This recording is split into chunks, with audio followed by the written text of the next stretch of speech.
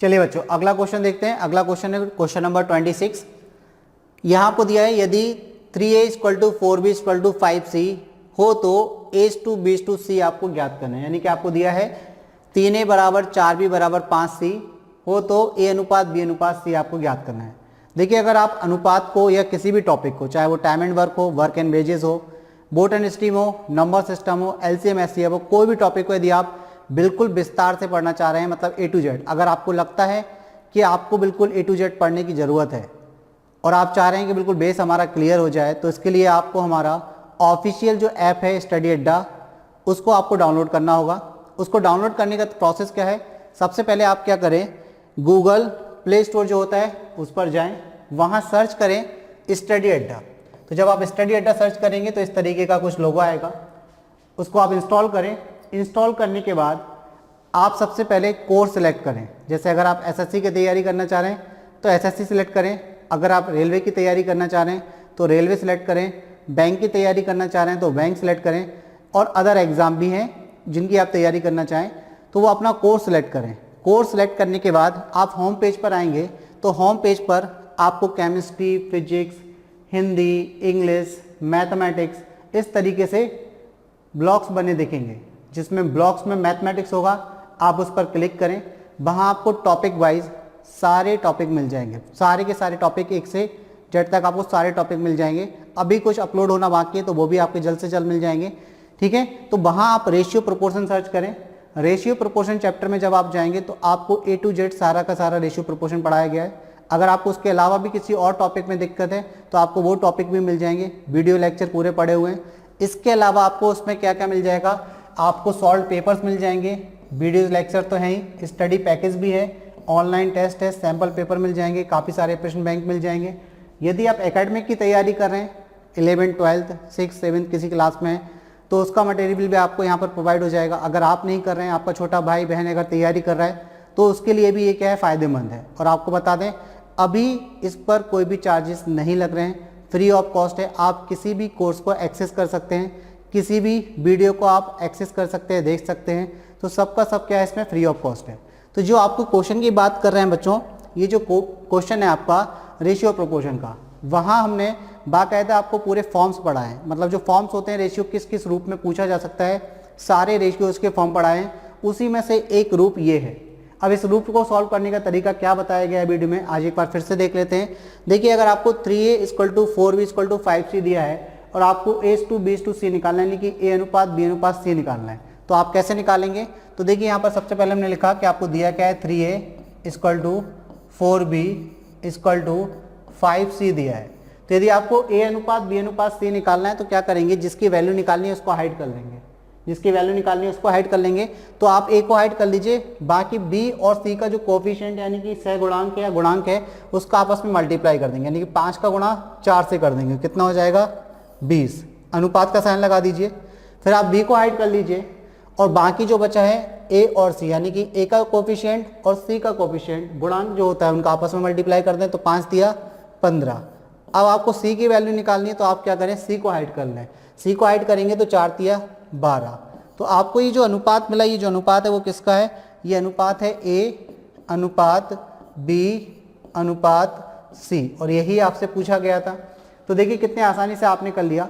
इसके जो और भी फॉर्म्स हैं अगर आप उनको जानना चाह रहे हैं तो हमने आपको बताया, सबसे पहले आप क्या करें, गूगल प्ले स्टोर पर जाएँ, स्टडी अड्डा टाइप करें।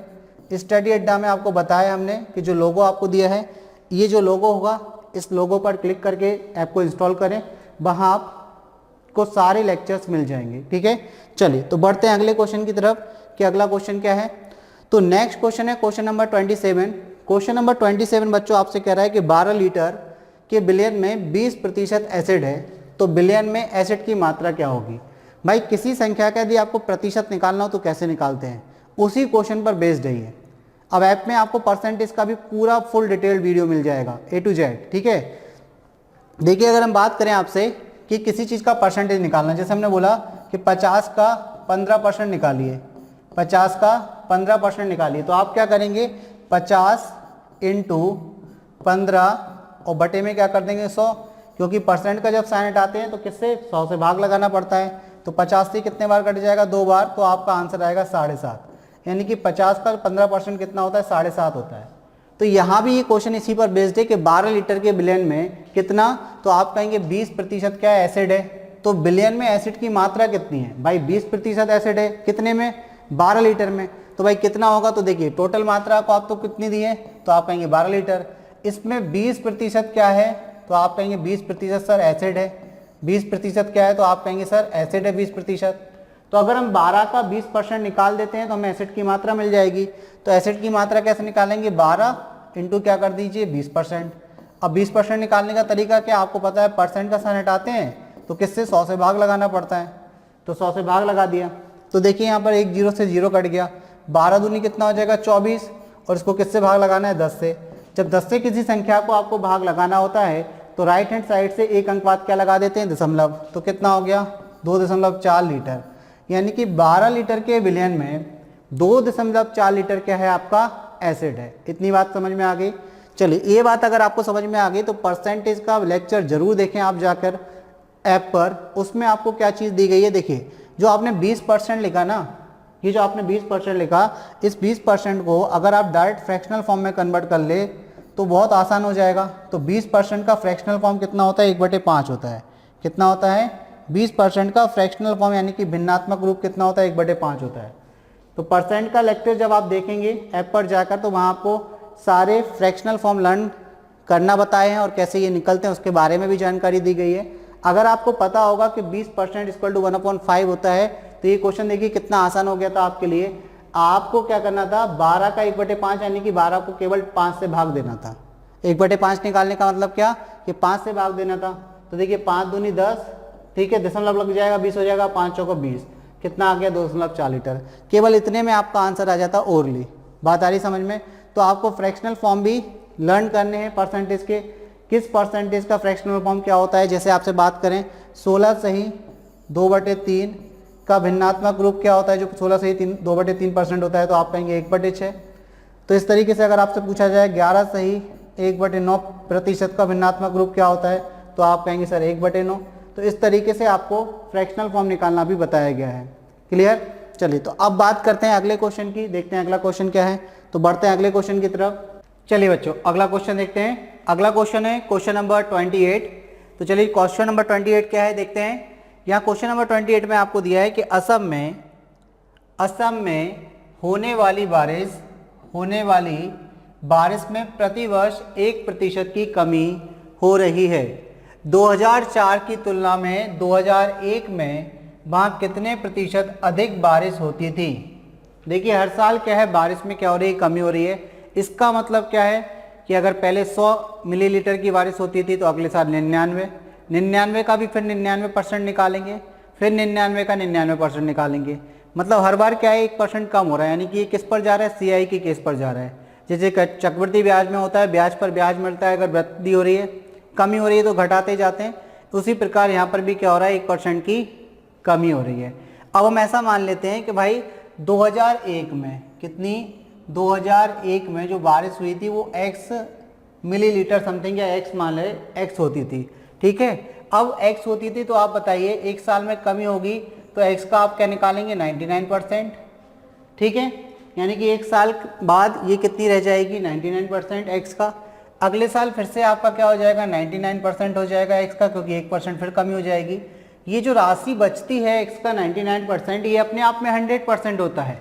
अब ये अपने आप में 100% होता है और आप क्या करें कि उसमें 1% की कमी हो रही है, तो इस 100% का आप फिर से 1% निकाल कर इसमें से माइनस करेंगे तो ये क्या बचेगा, तो आप कहेंगे सर ये 99% बचेगा खुद का। तो फिर अगला बार क्या हो जाएगा भाई, ये अगले बार भी खुद का 99% बचेगा। तो देखिए 2001 से आपको कहाँ तक जाना है, 2004 तक। तो हम कह सकते हैं कि 2001 में अगर x बारिश होती थी, 2001 में कितनी x बारिश होती थी, जो 2004 में कितनी हो गई, x का 99%, 1% कम, फिर 1% कम, फिर 1% कम। तो ये जो बारिश आई ये 2004 की बारिश है, मतलब 2004 में कितनी हो रही है, इतनी हो रही है। अब ये पूछ रहे हैं कि 2004 की तुलना में 2001 में वहाँ कितना प्रतिशत अधिक बारिश होती थी। तो अगर हम ये देख लें कि 2004 में कितनी होती है, तो ये समझते हैं इसको 2004 में कितनी होती है। तो देखिए आपको आप क्या करेंगे, x का 99/100 % का साइन हटाएंगे, इंटू 99 अपॉन में क्या 100 इंटू 99 अपॉन में क्या 100, ठीक है। अभी क्या हो जाएगा, तो आप देखिए जा, ये हो जाएगा आपका 99 का स्क्वायर तो आपको आता है, 99 का स्क्वायर 9801 होता है, ठीक है। अब आपको क्या करना है, उसको 99 से मल्टीप्लाई करना है, क्योंकि 99 का स्क्वायर कैसे निकालते हैं इसका तरीका देख लीजिए आप। जैसे आपको 99 का स्क्वायर निकालना है तो आप क्या करिए, 99 इंटू 99 करके लिख लीजिए इसको, ठीक है। अब आप क्या करिए, जो लेफ्ट हैंड साइड में 99 है उसमें से एक माइनस कर दीजिए, एक माइनस करेंगे तो कितना हो जाएगा, ये 98 हो जाएगा।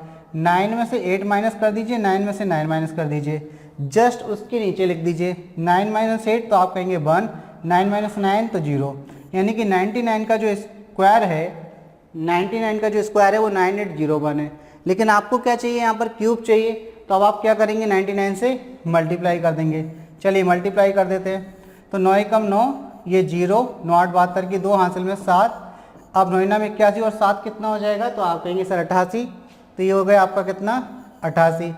अब आप कहेंगे क्या भाई, फिर से 9 का मल्टीप्लाई करेंगे तो यही रिजल्ट आएगा 9 0 2 8 8। अब इन सबका क्या कर देंगे, सम कर देंगे 9, और ये कितना हो जाएगा 9, ये 2 10 0 की कैरी में 1, 8 16 17 की 7 हासिल 1, तो 970299, यानी कि 2004 में जो बारिश हो रही है वो x का कितना है 970299, और डिवाइडेड बाई कितना, तो आप कहेंगे यहाँ पर 60 लगाना है, कितने 60, ठीक है। तो यहाँ पर हमने 60 लगा लिए। अब डिवाइड जब आप करेंगे तो ये कितना आएगा 1 2 3 4 5 6, यानी कि ये आपका आ जाएगा 0.9। देखिए 6 डिजिट है, 6 डिजिट बाद क्या लगा देंगे आप, डेसिमल 0.9702, और इसके बाद 9 है तो इसके बाद 9 लिख लीजिए, तो 2 के बाद क्या है 99, तो 99 कर लीजिए यहाँ पर 99 और इंटू एक्स, यानी कि 2004 में जो बारिश हो रही है वो कितने ml है, वो समथिंग इतना है। तो अब देखिए कोई चीज़ एक थी वो पॉइंट में आ गई, यानी कितने की कमी हुई, तब आप इसमें से इसको घटा दीजिए।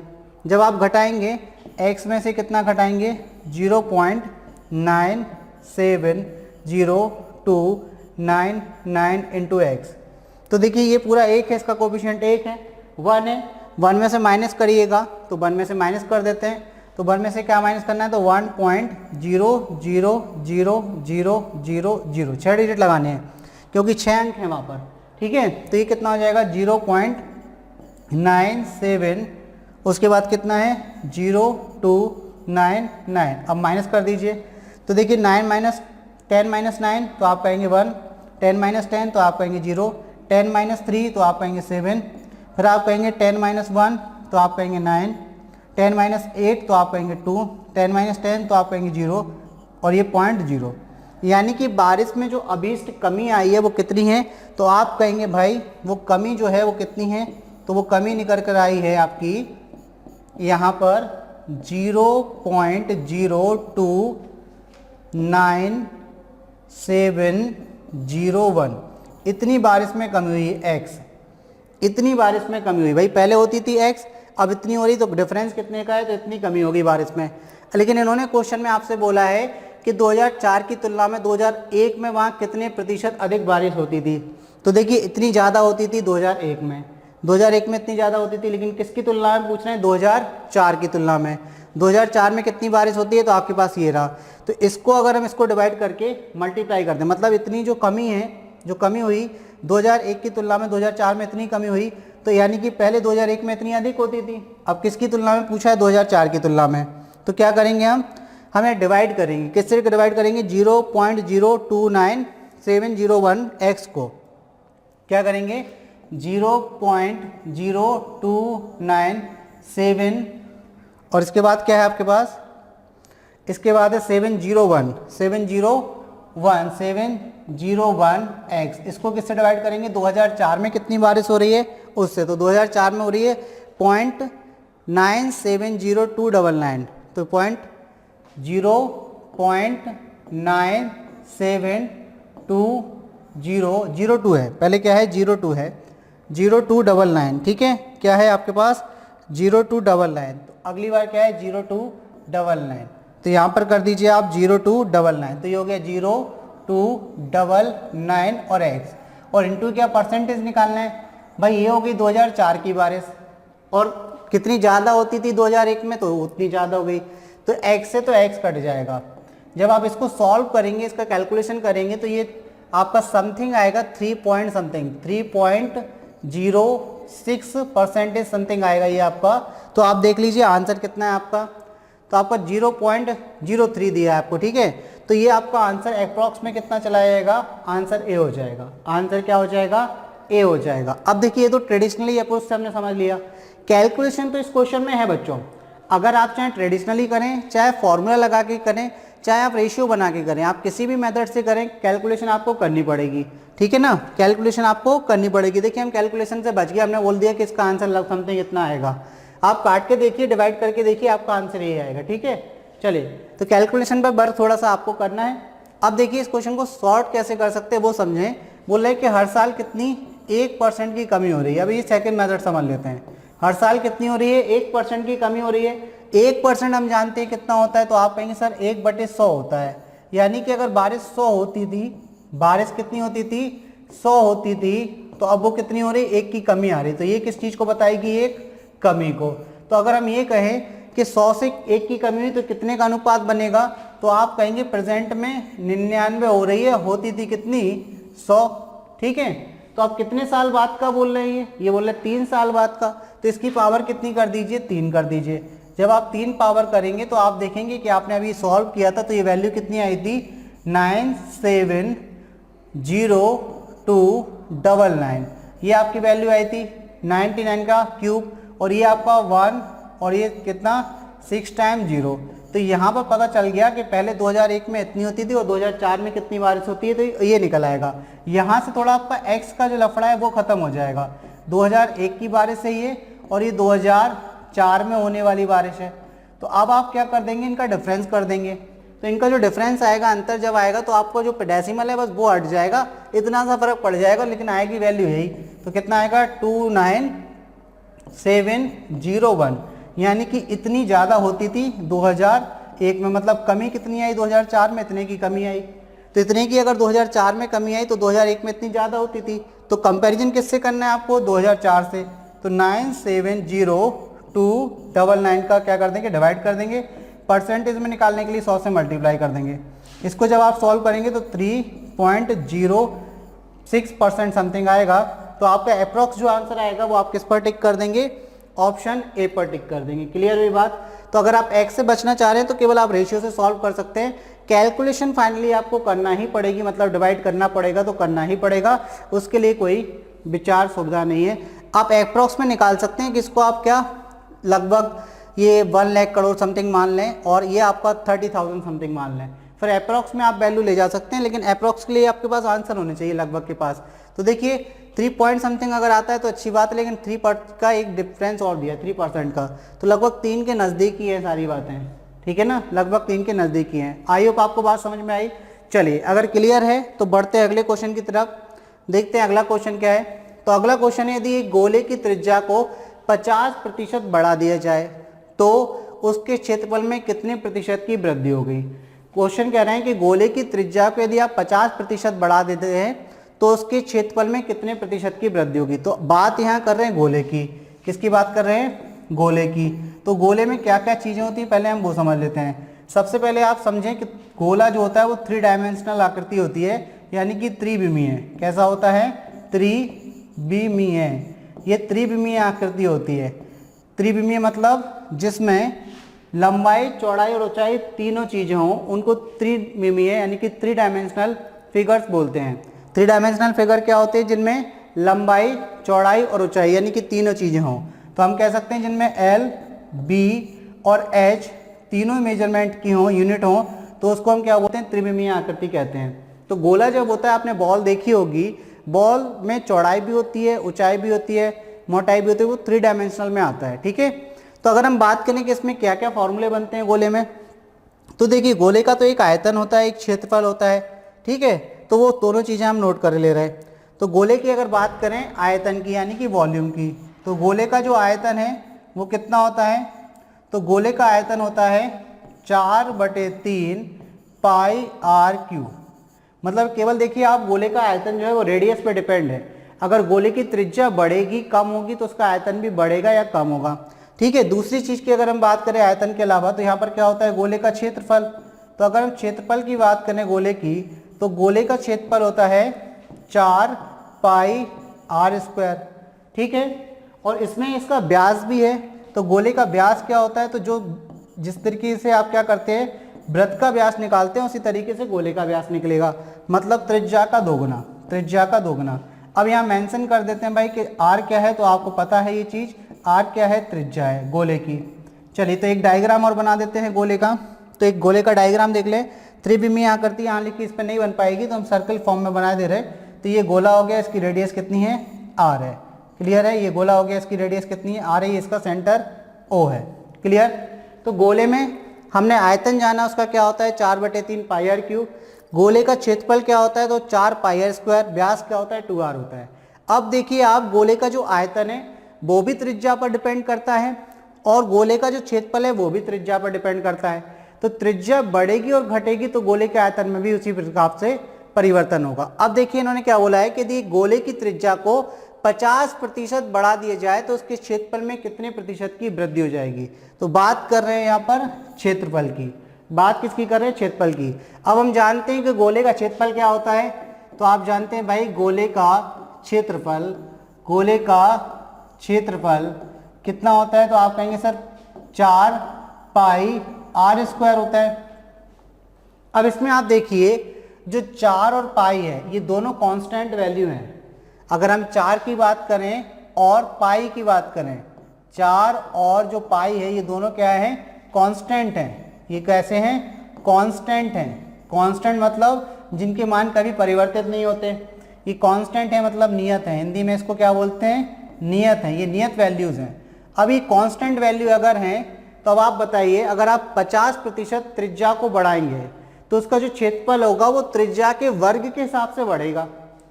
अगर गोले की त्रिज्या कितनी है, 2 सेंटीमीटर हमने बोला, ठीक है, तो उसका क्षेत्रफल कितना होगा, तो 2 का वर्ग होगा 4, और उसमें जो कांस्टेंट वैल्यू 4 पाई उसका तो मल्टीप्लाई होना ही है। तो अब एक चीज ध्यान रखें, जो कांस्टेंट वैल्यू होती है उसका हमें इस्तेमाल नहीं करना है। कैसे करेंगे, तो आपने देखा कि गोले का क्षेत्रफल त्रिज्या के वर्ग पर निर्भर है। किस पर निर्भर है, गोले का क्षेत्रफल किस पर निर्भर है, तो आप कहेंगे कि जो गोले का क्षेत्रफल है वो त्रिज्या के वर्ग पर निर्भर है, वर्ग पर निर्भर है। तो हम क्या करें कि अगर त्रिज्या हमारे पास पता है तो उसका वर्ग कर देंगे तो हमें क्षेत्रफल मिल जाएगा, बस इतना समझना है।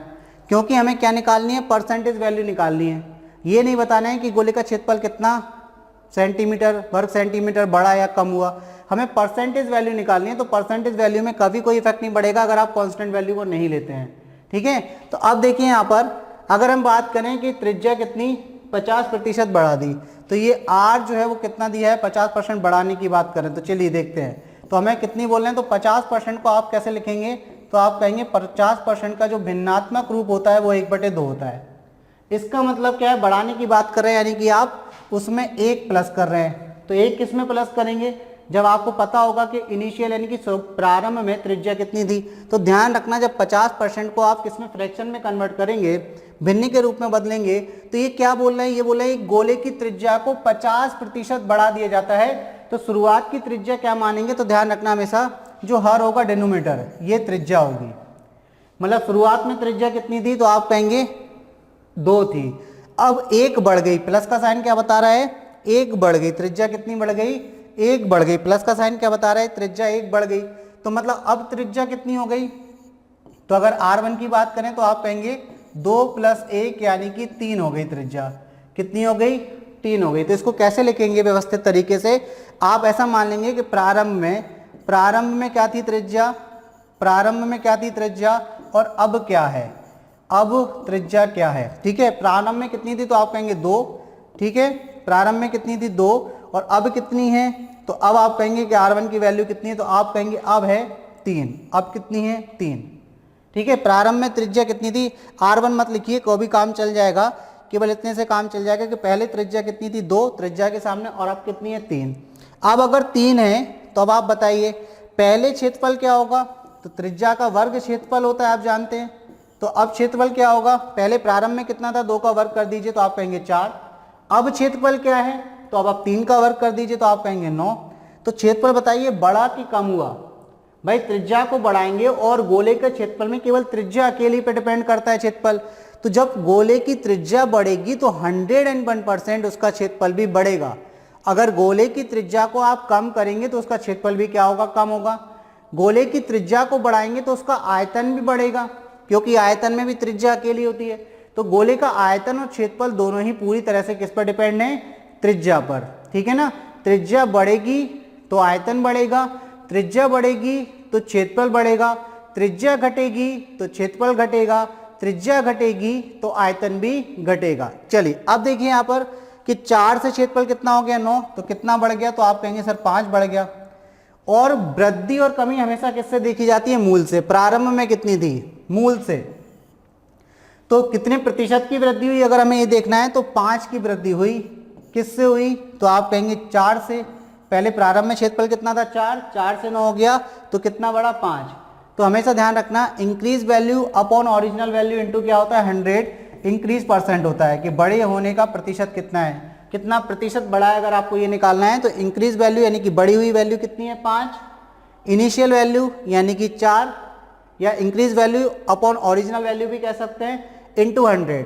4 से इसको कैंसिल करेंगे 25 बार होगा, 25 का मल्टीप्लाई 25 से तो कितना हो जाएगा? 125%। यानी कि क्षेत्रफल कितना बढ़ गया? तो आप कहेंगे क्षेत्रफल 125% बढ़ गया। क्षेत्रफल कितना बढ़ गया? 25% बढ़ गया। अब देखिए ये तो एक क्वेश्चन हुआ था, अभी हम इसमें आपको चेंज कर करके चीज़ें करवाते हैं। अभी आपको इसमें चेंज करके चीज़ें करवाते हैं, देखना आपको कितनी आसानी से चीज़ें समझ में आएंगी। ये तो बात क्लियर हो गई। अब देखिए अब हम बात करते हैं कि यदि गोले की त्रिज्या, अगला क्वेश्चन देख लेते हैं कि गोले की त्रिज्या कितनी? हमने बोला कि भाई 10% घट जाती है या 10% घट जाती है तो उसके क्षेत्रफल में क्या परिवर्तन होगा? तो उसका क्षेत्रफल कितने प्रतिशत कम हो जाएगा। तो आपको क्या बताना है? उसका क्षेत्रफल कितने प्रतिशत कम हो जाएगा। तो आप इस एक तरफ लिखिए कि स्टार्टिंग में और लास्ट में, इस एस मतलब स्टार्टिंग और एल मतलब लास्ट में। तो स्टार्टिंग में त्रिज्या कितनी थी अगर बात करें तो आप देखिए 10% घटने की बात कर रहे हैं, तो 10% को क्या लिखेंगे आप? तो आप कहेंगे सर 1/10 होता है इसका भिन्नात्मक रूप। तो स्टार्टिंग में कितनी थी त्रिज्या? तो आप कहेंगे 10 थी। स्टार्टिंग में कितनी थी त्रिज्या? तो आप कहेंगे सर 10 थी। तो हमने क्या लिख लिया यहाँ पर? 10 लिख लिया। अब घट रही है मतलब एक कम होगा, ये माइनस होगा। अब तो अब त्रिज्या कितनी हो गई? तो आप कहेंगे सर 9 हो गई। तो स्टार्टिंग में क्षेत्रफल क्या होगा? तो आपको क्या करना है? त्रिज्या का वर्ग करना है क्षेत्रफल के लिए। तो क्षेत्रफल निकालने के लिए केवल आपको त्रिज्या का वर्ग करना है, ध्यान रखना, क्योंकि त्रिज्या के वर्ग पर ही डिपेंड करता है क्षेत्रफल। बाकी जो 4 और पाई है वो क्या है? कांस्टेंट वैल्यू, इससे हमें कोई फर्क नहीं पड़ेगा। क्लियर? चलिए अब देखिए पहले क्षेत्रफल कितना था? तो 10 का वर्ग कर देंगे आप, 10 का वर्ग कर देंगे 100। अब क्षेत्रफल कितना है? तो आप कहेंगे 81। अब आप देखिए कितने की कमी हो गई? तो आप कहेंगे 19 की कमी हो गई। और 19 की कमी हो गई तो कितने परसेंट की कमी हुई? तो परसेंट में कितने परसेंट का क्षेत्रफल में कमी हुई? क्षेत्रफल में कितना परसेंट की कमी हुई? तो ये अगर हमें निकालना है तो कैसे निकालेंगे? कमी कितने की हुई? 19। और इनिशियल वैल्यू यानी कि प्रारंभिक वैल्यू कितनी थी? तो आप कहेंगे 100। परसेंट निकालने के लिए 100 से गुणा कर दिया, 100 से 100 कट गया, कितना आ गया? तो आप कहेंगे 19% की क्या हो गई? क्षेत्रफल में कमी हो गई। 19% की क्षेत्रफल में क्या हो गई? कमी हो गई। अब समझिए इस चीज को, अगर 100 यहाँ पर आ गया तो 19%, 100 पर तो आप कोई भी वैल्यू कैलकुलेट करेंगे तो उतना ही परसेंट होता है भाई, 100 का 19% होता है। तो जब यहाँ पर 100 बन जाए ना तो आपको कुछ नहीं करना है, जो डिफरेंस है उतना ही परसेंट आपका आंसर हो जाएगा। ठीक है, चलिए अब एक और देख लेते हैं, इसमें ही आयतन का केस देख लेते हैं। अगर हम बोलें कि एक गोले की त्रिज्या 20% बढ़ जाती है, गोले की त्रिज्या कितनी बढ़ जाती है? आपसे कहें 20% बढ़ जाती है। कितनी बढ़ जाती है? 20% बढ़ जाती है। 20% बढ़ जाती है तो उसका आयतन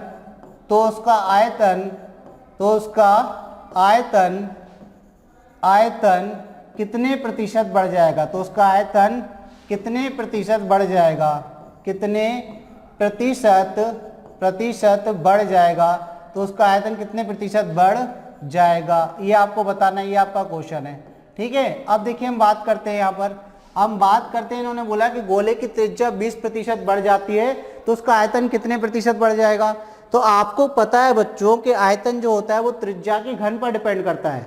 आयतन क्या होता है गोले का, तो आप अभी देख कर आए कि गोले का जो आयतन होता है वो होता है 4/3 पाई आर क्यूब।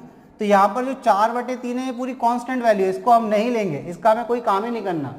ठीक है, तो हम देखिए क्या करेंगे, हम देखेंगे कि स्टार्टिंग में त्रिज्या कितनी थी और लास्ट में त्रिज्या कितनी है, बस इतना हम देखेंगे।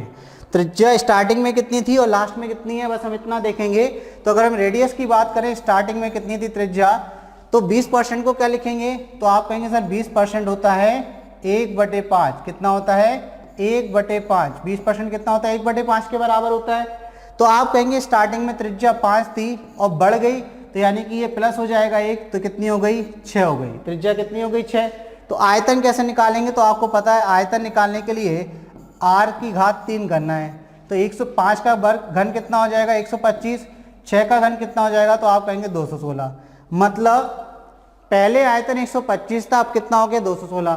कितना बढ़ गया, तो आप इनका अंतर कर लीजिए। 6 में से 5 गया 1, 11 में से 2 गया, तो आप कितना बोलेंगे, 9। ठीक है, 91 बढ़ गया। अब आपको क्या निकालना है, कितने प्रतिशत की वृद्धि हुई, आयतन में प्रतिशत की वृद्धि आपको निकालना है। तो आप क्या करेंगे, बड़ा 91, किससे बड़ा भाई, तो मूल वैल्यू कितनी है 125, इंटू क्या कर दीजिए 100। 25 से 5 बार और 25 से 4 बार कट गया, 4 का मल्टीप्लाई कर दीजिए, 4 एकम 4, 4 नाम 36 और डिवाइड बाई क्या 5। तो 5 से भाग देंगे, 5 7 35, 1 बचेगा, 5 दूनी 10, 4 बचेगा, 5 8 40। यानी कि जो आयतन है वो कितना 72.8% बढ़ गया। आयतन कितना बढ़ गया, 72.8% बढ़ गया। तो आपको ये बात क्लियर हो गई कि अगर आयतन की बात करेंगे तो त्रिज्या का घन करना है, और वो त्रिज्या आपको कहाँ से मिलेगी, जितने भी परसेंट की वृद्धि और कमी बोल रहे हैं, तो उस परसेंट को आपको किसमें, फ्रैक्शन में कन्वर्ट करना है, यानी कि भिन्न के रूप में कन्वर्ट करना है। आप भिन्न के रूप में कन्वर्ट कर देंगे तो उसका जो हर होगा वो आपको क्या बताएगा कि प्रारंभ में त्रिज्या इतनी थी। ठीक है, क्यों बताएगा, क्योंकि भाई 20% बढ़ रही है, त्रिज्या बढ़ रही है। तो आप बताइए, अगर हम बोलें त्रिज्या 5 थी और 1 बढ़ गई, तो 5 का 1 कितना होता है, 20% तो होता ही है। तो मतलब पहले त्रिज्या 5 थी और हमें पता है कि 1 जो है वो 5 का 20% होता है, इसका मतलब अब 6 हो गई। ठीक है ना, इस तरीके से ये चीज़ निकली है। अब बात समझ में आ गई। तो अगर गोले का आयतन और क्षेत्रफल से रिलेटेड परसेंटेज में कोई भी क्वेश्चन आ जाएगा, अब आप बना लेंगे, कोई दिक्कत नहीं। चलिए तो बढ़ते हैं अगले क्वेश्चन की तरफ।